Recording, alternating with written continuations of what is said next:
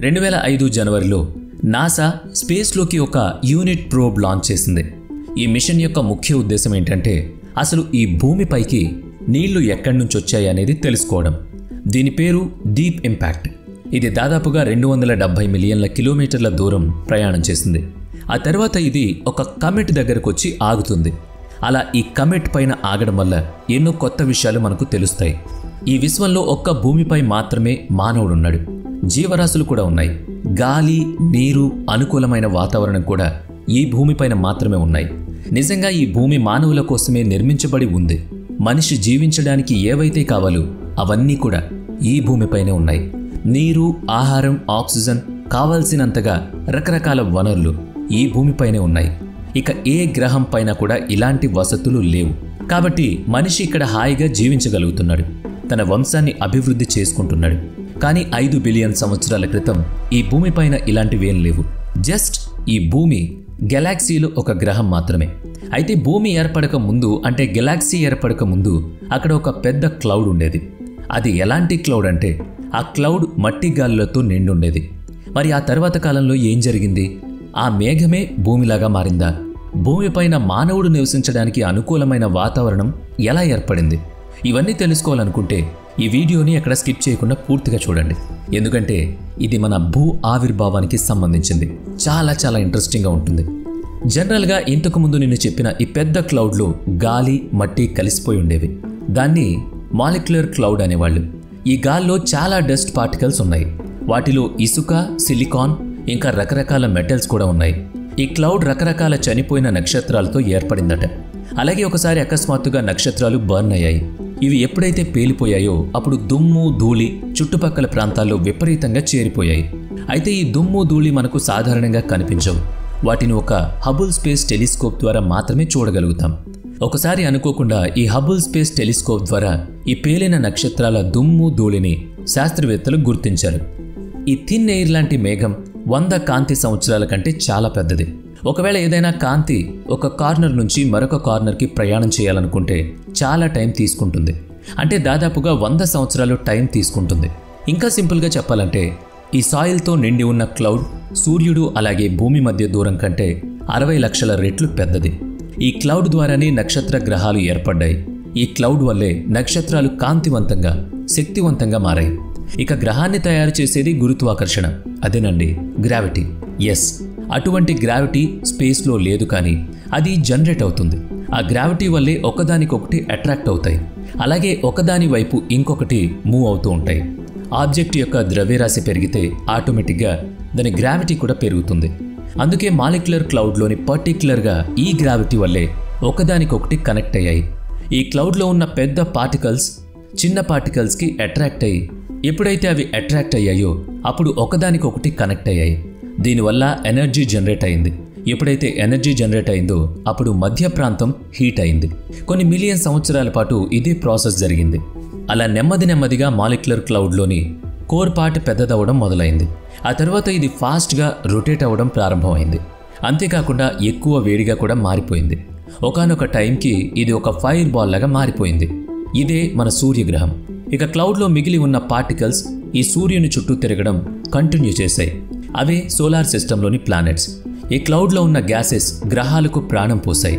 ఆ తర్వాత వాటి చుట్టూ అవి తిరుగుతూ సూర్యుని చుట్టూ కూడా తిరగడం మొదలుపెట్టాయి. ఈ మాలిక్యులర్ క్లౌడ్ ద్వారా ఏర్పడిన అతిపెద్ద స్టార్ సూర్యుడు. గ్రహాలకు ఉపగ్రహాలుగా మూన్స్ ఏర్పడ్డాయి. బట్ ఇవి ఎలా ఏర్పడ్డాయో ఇంకా క్లియర్గా మరొక వీడియోలో చూద్దాం. మొదటిసారి ఈ స్టార్ ఏర్పడడానికి సంబంధించిన ఒక పరికల్పన మాలిక్యులర్ క్లౌడ్ నుంచి సూర్యుడు లేదా ఈ స్టార్ ఏర్పడిందని మొదటిసారి పరికల్పన చేసింది. 1700 సంవత్సరాల్లో జర్మన్ ఫిలాసఫర్ ఇమాన్యుయల్ కాంట్ అలాగే ఫ్రెంచ్ స్కాలర్ పియర్ సైమన్లు దీన్ని కనుగొన్నారు. కానీ అప్పుడు ఇది జస్ట్ ఒక ఐడియా మాత్రమే. ఆ తర్వాత 1920, 1950 మధ్య కాలంలో, అంటే టెలిస్కోప్ ఏర్పడినప్పుడు కాస్త అడ్వాన్స్డ్గా ఆలోచించారు. ఆస్ట్రోనమస్ టెలిస్కోప్ ద్వారా స్వయంగా వాళ్ళ కళ్ళతో డస్ట్ క్లౌడ్స్ని గుర్తించారు. ఈ డస్ట్ క్లౌడ్స్లో కొత్త నక్షత్రాలు పుట్టుకొస్తున్నాయి. వీటిని గుర్తించి ఇంకాస్త డీటెయిల్డ్గా తెలుసుకోవడం మొదలుపెట్టారు. ఈ టెలిస్కోప్లు సరిపోవనుకుని ఆ తర్వాత 1970, 1980 మధ్యకాలంలో రేడియోలు అలాగే ఇన్ఫ్రారెడ్ టెలిస్కోప్లు కనిపెట్టారు. ఇవి ఈ ప్రాబ్లంను సాల్వ్ చేస్తాయి. క్లౌడ్ లోపల ఉన్న దుమ్ము ధూళి గాలిలపై ఇంకాస్త పరిశోధనలు చేశారు. ఈ కొత్త టెలిస్కోప్ల ద్వారా ఆస్ట్రోనామ్లు మాలిక్యులర్ క్లౌడ్లో కొత్త నక్షత్రాలు ఏర్పడ్డాన్ని గుర్తించారు. అప్పుడు తొలిసారిగా మనకు తెలిసింది ఏంటంటే నక్షత్రాలు మాలిక్యులర్ క్లౌడ్లో పుడతాయని. ఈ క్లౌడ్లో ఉన్న మిగిలిన పార్టికల్స్ వాటి ద్వారా గ్రహాలుగా ఏర్పడతాయి. అసలు అవి ఎలా ఏర్పడ్డాయి? 2003 మార్చ్లో ఇంటర్నేషనల్ స్పేస్ స్టేషన్లో ఒక ప్రయోగం చేశారు. ఈ ప్రయోగం ద్వారా ఎన్నో ప్రశ్నలకు సమాధానం దొరికింది. ఆస్ట్రోనాట్ డోన్ పెటెడ్ ఈ స్పేస్ స్టేషన్లో ఎక్స్పెరిమెంట్ చేశారు. రకరకాల వస్తువులను తీసుకుని ఇవి స్పేస్లో ఎలా బిహేవ్ చేస్తాయి అన్నది ఎక్స్పెరిమెంట్ ద్వారా చేసి చూపించారు. వాటర్ ద్వారా బబుల్స్ క్రియేట్ చేసి ఆ తర్వాత వాటిని డిజాల్వ్ చేసి ఒక ప్లాస్టిక్ బ్యాగ్లో ఉప్పు వేసి ఆ బ్యాగ్లో ఈ వాటర్ బబుల్స్ని వేసి బాగా తిప్పారు. ఈ ఎక్స్పెరిమెంట్ వల్ల తెలిసింది ఏంటంటే ఎప్పుడైతే ఉప్పుని ఈ వాటర్ బబుల్స్ ఉన్న కవర్లో వేశారో అప్పుడు అది చిన్న చిన్న పార్టికల్స్గా విడిపోయింది. చిన్న పార్టికల్స్గా ఏర్పడిన తర్వాత అవి ఒకదానికొకటి కనెక్ట్ అవ్వడాన్ని గుర్తించారు. ఆ తర్వాత ఇవి ఒకదానికొకటి అతుక్కుని ఒక పెద్ద సైజ్ పర్టిక్యులర్గా మారడం గుర్తించారు సైంటిస్టులు. వాళ్ళు చెప్పేది ఏంటంటే స్పేస్లో ఎక్కడైనా ఇలా చిన్న చిన్న పార్టికల్స్ ఒకదానికొకటి కనెక్ట్ అయ్యి ఆ తర్వాత పెద్ద పర్టిక్యులర్గా మారుతున్నాయని, విశ్వంలో గ్రహాలే కాదు నక్షత్రాలు ఇవన్నీ కూడా మాలిక్యులర్ క్లౌడ్ నుంచి ఇలా ఏర్పడ్డాయని, దాదాపు 4.5 బిలియన్ సంవత్సరాల క్రితం ఈ ప్లానెట్స్ ఏర్పడ్డాయని ఈ పరిశోధనలో కనుగొన్నారు. కొండ రూపంలో ఉండే పర్టిక్యులర్ ఎంత పెద్దదైతే దాని గ్రావిటీ అంత పెద్దదిగా ఉంటుంది. ఒక పెద్ద కొండ దానికి పక్కనే ఉన్న చిన్న చిన్న పార్టిక్యులర్ చేసుకుని తనలో కలుపుకుంటుంది. మనం ఇళ్లల్లో వాక్యూమ్ క్లీనర్ వాడుతున్నప్పుడు ఎలా అయితే అది బెస్ట్గా పనిచేస్తుందో సేమ్ ఈ ప్రాసెస్ కూడా అలాగే జరుగుతుంది. ఆ తర్వాత 3 లక్షల సంవత్సరాల వరకు ఇదే ప్రాసెస్ నడిచింది. అలాగే ఈ 20 గ్రహాలు పర్టిక్యులర్ క్లస్టర్ నుంచి వచ్చాయి. ఇవన్నీ ఇప్పుడు సూర్యుని చుట్టూ తిరుగుతున్నాయి. ఈ గ్రహాలు రోజు రోజుకి పెరుగుతున్నాయి. వీటి గ్రావిటీ కూడా పెరుగుతూ వెళుతుంది. అలాగే ఆర్బిట్లో ఉన్నవన్నీ ఒకదానికొకటి అట్రాక్ట్ అవుతున్నాయి. అలాగే ఒకదాన్నొకటి ఢీకొంటున్నాయి కూడా. ఈ ఢీకొట్టడంతో 2 ప్లానెట్లు కలిపి ఒకటిగా మారుతున్నాయి. అది మరింత పెద్ద సైజులో తయారవుతోంది. గ్రహాలు ఇలా ఒకదానికొకటి ఢీకొనడం ఆ తర్వాత 2 కలిసి ఒక పెద్ద సైజుగా మారడం వల్లే గతంలో దాదాపు 20 గ్రహాలకు పైనే ఉన్న ఇప్పుడు అవి కొన్ని గ్రహాలుగా మారిపోయాయి. వీనస్, మెర్క్యూరీ, మార్స్ అలాగే మన ఎర్త్ కూడా అందులో ఉన్నాయి. కానీ మన ఎర్త్ అప్పుడు అలా గ్రీన్ అండ్ బ్లూ కలర్లో ఉండేది కాదు. అంతేకాకుండా భూమి ఇప్పుడు ఉన్నంత గుండ్రంగా కూడా ఉండేది కాదట. అయితే గ్రహాలు ఢీకొట్టుకునే క్రమంలో వేడి ఎక్కువగా విడుదలయ్యేది. విశ్వంలో ఏర్పడ్డ నక్షత్రాలు దాదాపుగా 30 లక్షల సంవత్సరాల క్రితం నాటివి. అంటే మన సూర్యుడు చంద్రుడు ఏర్పడినప్పుడే అవి ఏర్పడ్డాయన్నమాట. అప్పట్లో భూమి టెంపరేచర్ 5000 డిగ్రీల సెల్సియస్ ఉండేది. ఆ తర్వాత నెమ్మదిగా భూమిపై జీవరాశులు పెరగడం వల్ల వేడి తగ్గుతూ పోయింది.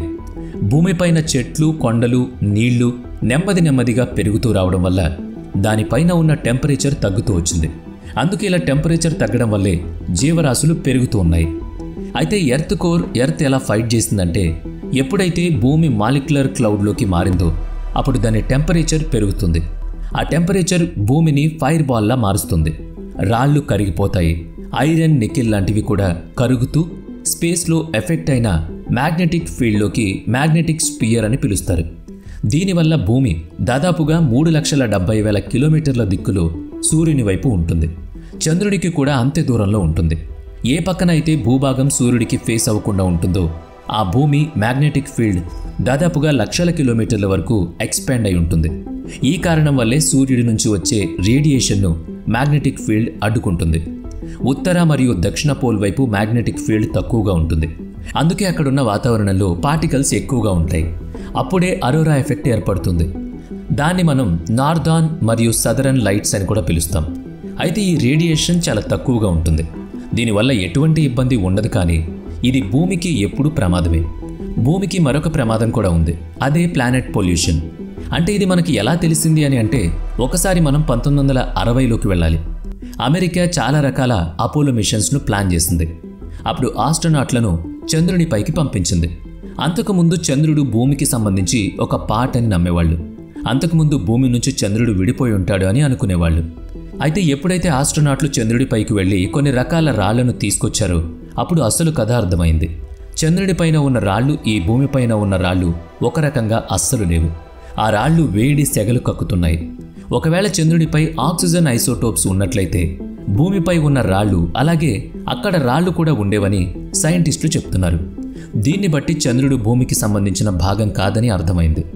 భూమికి దగ్గరలో థియా అనే ఒక పెద్ద గ్రహం ఉండేదని, అది భూమిని ఢీకొట్టడంతో ఎన్నో శిథిలాలుగా విడిపోయిందని శాస్త్రవేత్తలు చెబుతున్నారు.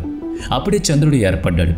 ఆ తర్వాత కాలంలో భూమిపై ఉండే వాతావరణంలో వచ్చిన మార్పుల వల్లే కాలాలు ఏర్పడ్డాయి. ఇందులో వానాకాలం ఒకటి. ఈ వానాకాలంలో కురిసే నీళ్ల వల్లే భూమిపైకి నీరొచ్చిందట. అలాగే ఎప్పుడైతే చంద్రుడు ఏర్పడ్డాడో అదే టైంలో భూమిపైన సముద్రాలు కూడా ఏర్పడ్డాయి. సముద్రపు అలల వల్ల సముద్రంలో జీవరాశులు పెరగడం మొదలయ్యాయి. ఇలా సముద్రంలో నీరు వాన పడ్డం వల్ల ఈ భూమిపైన జీవరాశులు జీవించడం మొదలుపెట్టాయి. అసలింతకీ భూమిపైకి నీరు ఎలా వచ్చింది? ఇది ఒక సీక్రెట్. 2005లో నాసా డీప్ ఇంపాక్ట్ పేరుతో ఒక యూనిట్ ప్రోబ్ని లాంచ్ చేసింది. స్పేస్ నౌక టెంపుల్ 1 కక్షలోనికి ఒక కమిట్ను పంపింది. డీప్ ఇంపాక్ట్ దాదాపుగా 9 ఏళ్ల పాటు అంతరిక్షంలో గడిపింది. ఆ తర్వాత జూలై 4న గంటకు 38,000 వేగంతో దూసుకువెళ్ళింది. ఆ నౌక 2 తోకచుక్కలను సందర్శించింది. ఇది ఎక్స్ప్లానెట్స్ను కూడా బాగా వెతికింది. ఆ తర్వాత భూమిని ఒక ఎక్సోప్లానెట్గా స్టడీ చేసింది. డీప్ ఇంపాక్ట్ చంద్రుడిపై నీటిని కనిపెట్టడంలో సహాయపడింది. సో ఇది మన భూగోళం యొక్క చరిత్ర.